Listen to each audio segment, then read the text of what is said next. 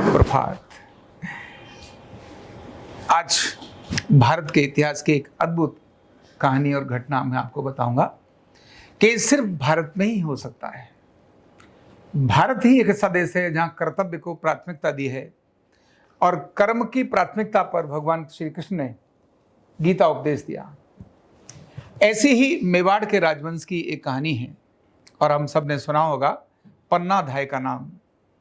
पन्नाधाय आज इतिहास के अंदर हम सभी के लिए एक प्रेरणा का कारण बनती है। मेवाड़ के राजवंश को बचाने के लिए जो वहां के राजा थे, राणा सांगा, उनके पुत्र जिनका नाम था उदय सिंह। राणा सांगा और मेवाड़ का जो पूरा राज परिवार था, इसके अंदर एक संकट आ गया था उस समय कि राजा कौन बने, क्योंकि राणा सांगा की मृत्यु हो गई थी और उस समय पर जो मुगल बादशाह था, उस मुगल बादशाह ने, बहादुर शाह ने जब वहां आक्रमण किया, उस आक्रमण में जो महाराजा थे उनकी रानी ने भी जब हार हो गई तो अपने छोटे से बच्चे को छोड़कर, बहुत छोटा बच्चा जो दूध पीने वाला था, उसको पन्नाधाय नाम की जो एक दासी थी, एक सेविका थी, धाय यानी उस माँ को बोलते हैं जो बच्चे को दूध पिला रही, से उसका नाम धाय हो गया। उसको ये सौंप कर कि ये बच्चे की रक्षा और देखभाल तुम करना। यानी पन्ना के पास अपना बच्चा भी उतना ही बड़ा था जितना ये राजा का पुत्र भी उतना ही, बहुत छोटे थे दोनों। बोले इस समय राज्य पर बड़ा संकट है, इस बच्चे की देखरेख और संभाल तुम करना। और ये उनको देख करके और सर्वोच्च बलिदान करने के लिए, जौहर करने के लिए वो निकल पड़ी और उसने वहां अपना जौहर कर दिया। पन्ना को कहा तुम जौहर मत करो, तुम मेरे बच्चे की देखरेख करना। और पन्ना ने उस बच्चे की देखरेख करना शुरू किया। धीरे धीरे वो बच्चा भी, क्योंकि वो उसको दूध पिलाती, थोड़ा बड़ा हुआ। इतने में वहीं पर एक जो दासी पुत्र था बनवीर, जो उस समय पर उस राज्य का संचालन में सेनानायक भी था, उस बनवीर को लगा कि इस समय मेरी ही ताकत है। कहते हैं ना, लालच आता है ना तो व्यक्ति को कुछ भी करने के लिए तैयार करता है। किसी भी साम्राज्य में कब स्वार्थ जग जाए, कब लालच जग जाए, वो लालच और स्वार्थ उस राज को तहस नहस करने के लिए, राज्य नहीं परिवार भी ऐसे ही तहस नहस होते हैं, ऑर्गेनाइजेशन भी ऐसे तहस नहस होते हैं। जब भी जहां लालच बढ़ जाए, जहां महत्वाकांक्षा बढ़ जाए, जहां पर राज्य से उठकर ऊपर अपनी ईगो आ जाए, उस समय पर ऐसी घटनाएं घटती हैं जो मेवाड़ के अंदर उस समय हो रही थी। वो मेवाड़ जिसने देश के लिए सर्वोच्च बलिदान दिया, वह मेवाड़ जिसने अपनी जान की, अपने परिवार की, अपने भोजन की चिंता नहीं की, जिसके अंदर बहुत बड़े वीर महापुरुष पैदा हुए, ऐसे मेवाड़ की बात कर रहा हूं। एक मेवाड़ पर ऐसा संकट भी आया। सेम घटनाएं दो जगह की है, यानी यहां की भी है और वही राम के समय की भी है। ध्यान करना, ऑर्गेनाइजेशन के लिए, परिवार के लिए, ऑर्गेनाइजेशन के लिए, देश के लिए, समाज के लिए कैसे एक व्यक्ति अपने को बलिदान देता है। तो बनवीर को जब ये समझ में आया कि ये तो मेरा राज्य हो सकता है, इसीलिए उस समय पर वहां पर जो महाराणा विक्रमादित्य थे, उन विक्रमादित्य की हत्या करने के बाद बनवीर अपनी नंगी तलवार को लेकर के उस उदय सिंह, क्योंकि एक ही वारिस था जो महाराणा का, राणा सांगा का जो वारिस था, जो पुत्र था, जो महाराणा का पुत्र था उदय सिंह, उसको लगा इसको अगर मैं खत्म कर दूंगा तो उस समय पर मैं इस राज्य का शासक हो जाऊंगा। और वह दासी पुत्र, क्योंकि उसके पास ताकत आ गई थी, सेना उसके कंट्रोल में थी, और उसने महाराणा विक्रमादित्य की हत्या कर दी थी। और करते हुए जब आया, यह जैसे ही किसी ने संदेश पन्नाधाय को दिया, ये सवेरे का समय था, उस समय पर उनका पुत्र भी वहीं था और साथ में उदय सिंह भी वहीं थे, दोनों ही वहीं थे। और दोनों सो रहे थे, अलग अलग सो रहे थे। वो जमीन पे सो रहा था पन्नाधाय का पुत्र, और जो उदय सिंह था उसको बहुत आराम से जो राजभवन का बिस्तर था उस पर सुलाया हुआ था।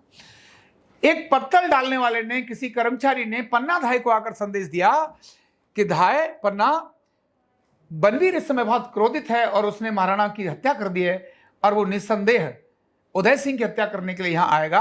अब आप देखना कैसे करना है। जैसे ही पन्ना को पता चला तो उसका अपना राज्य धर्म जागा, उसका अपना देश धर्म जागा, उस समय उसका अपना कर्तव्य जागा कि मेरा कर्तव्य क्या है, मैं क्या करूं। एक है अपने को बचा लूं, क्योंकि वो मारेगा, इसको भी मारेगा, मुझे भी मार देगा। एक है मैं करूं क्या, तो उसको समझ आया कि देश के लिए मुझे अपने पुत्र का बलिदान कर देना चाहिए। और उसने उसी समय अपने पुत्र के वस्त्र उदय सिंह को पहनाए और उदय सिंह के वस्त्र अपने पुत्र को पहनाए, और वो राजपुत्र वस्त्र पहनाकर अपने पुत्र को उदय सिंह की जगह पर ठीक उसी प्रकार से सुला दिया जिस प्रकार से उदय सिंह सोया था। और उदय सिंह को उसी समय एक टोकरी में पत्तलों के अंदर ढक करके अपने विश्वस्त जो वहां कर्मचारी थे उनके माध्यम से बाहर कुंभलगढ़ दूर कहीं भेज दिया। कुंभलगढ़ नहीं, वहां से बाहर भेज दिया। ये कुंभलगढ़ की घटना है जहां की मैं बात बता रहा हूं। अब ये जो पल है ये अपने आप में बहुत अद्भुत होता है जो मैं आपको सुना रहा हूं। एक कोई महिला, उसका अपना पुत्र, उसे पता है कि ये मेरा पुत्र है, और उसको ये भी पता है कि जो आने वाला व्यक्ति है इसकी मृत्यु कर देगा, मार देगा, छोड़ेगा नहीं। लेकिन राज के के लिए, देश के लिए, धर्म के लिए, संगठन के लिए कितना सर्वोच्च बलिदान कि वह जब वनवीर आता है और वनवीर आने के बाद कहता है, हाँ पन्ना, उदय सिंह कहां है। अब बेटे के मृत्यु, मां के लिए बच्चा सबसे प्रिय होता है, उसके अलावा उसको कुछ नहीं होता। बच्चे के लिए मां अपने को बलिदान कर देती है, मर जाती है। लेकिन आज उल्टा हो रहा है, मां समाज के लिए, देश के लिए, राज्य के लिए, मेवाड़ के लिए अपने पुत्र को बलिदान कर रही है। और वो ऐसे अपने को एक आंसू, क्योंकि अगर उसने अपने चेहरे पर उदासी दिखाई, कितनी कठोर था देखिए, अपने चेहरे पर उदासी दिखाई, एक भी आंसू अगर दिखाया तो बनवीर समझ जाएगा कि कुछ दाल में काला है, और इसीलिए वह फिर पन्ना को भी मारेगा और इसको, बेटे को भी मारेगा और सब तरफ करेगा। और इसीलिए पन्ना उस समय अपने चेहरे को हल्का सा ऐसे ढकते हुए इशारा कर देती है।